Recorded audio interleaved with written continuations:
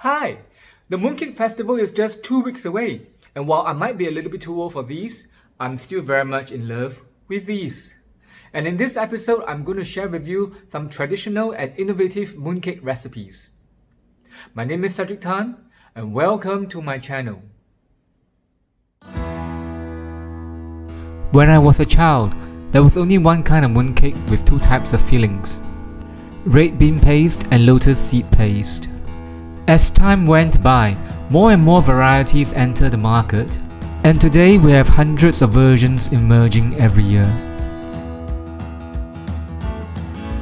I'm impartial to all kinds of mooncakes, but the first I've ever attempted was the traditional Cantonese version, with white lotus seed paste and salted egg yolks.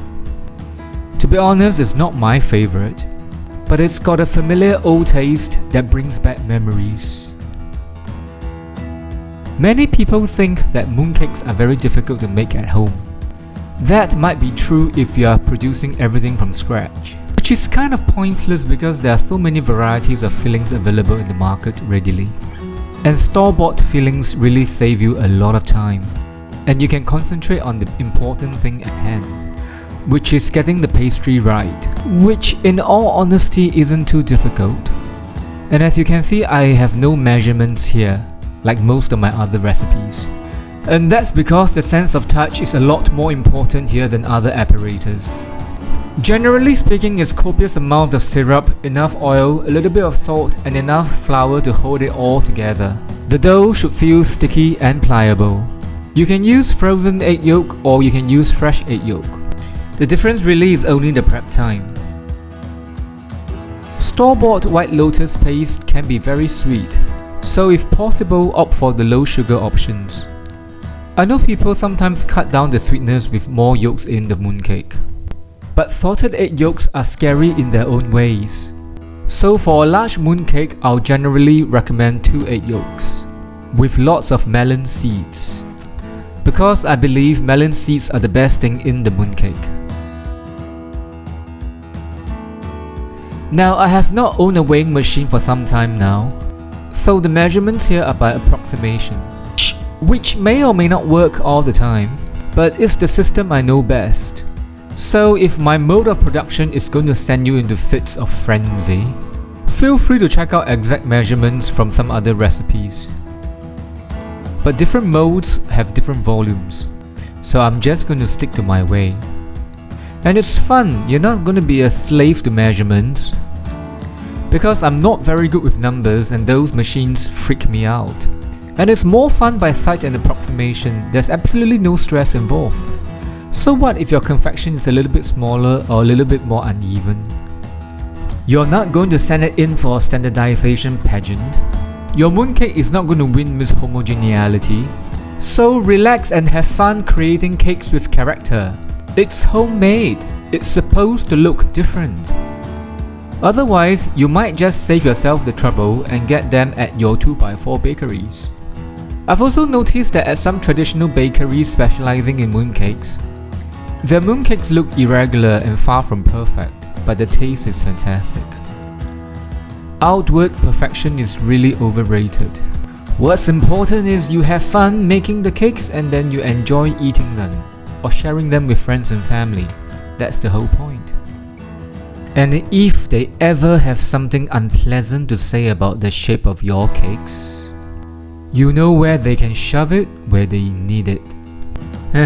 Just kidding. No, I'm not.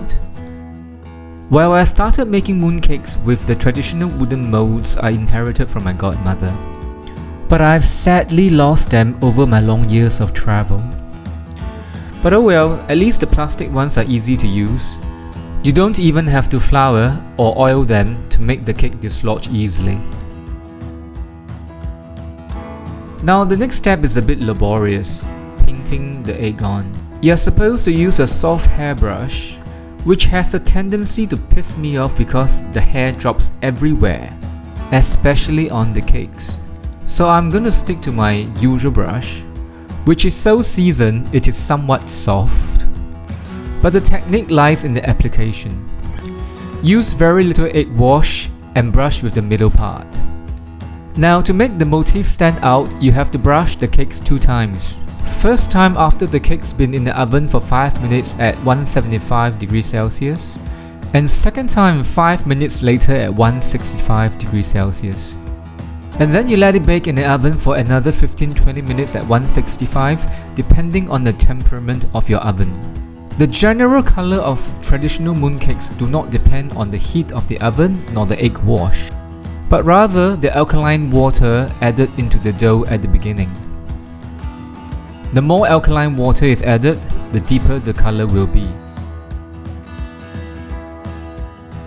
Now mooncakes when they're out from the oven are hard as rock. You have to leave them in an airtight container for at least 3 to 5 days.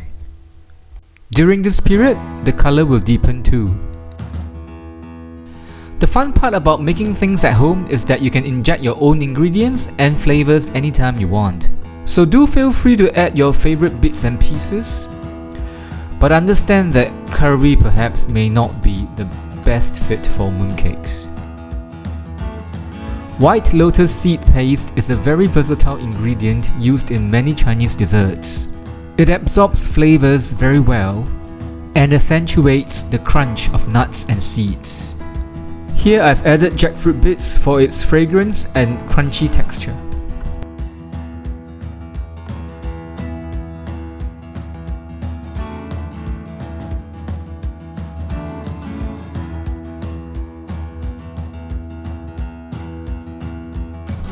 Red bean paste is a very traditional mooncake filling, although it's no longer as widely available today as before.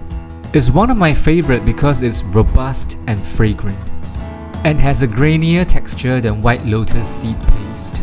And it pairs perfectly with chestnuts, especially chestnuts that's been soaking in rum and mandarin peel. These are the bits and pieces that can lift your ordinary mooncakes and make them something quite different altogether. The same baking process applies for these as well. Double brushing and low oven heat. Now you may notice some crack on the surface of the mooncake here. That's because I've allowed the oven to get a bit too hot. Year after year, the mooncakes remind us that the year is almost coming to an end. It is the indulgent sweetness that preps us for the rest of the year, where more celebrations await. As we observe the passing of a year with more sweetness and reveries, we also anticipate the arrival of a brand new one. That's hopefully as sweet as can be.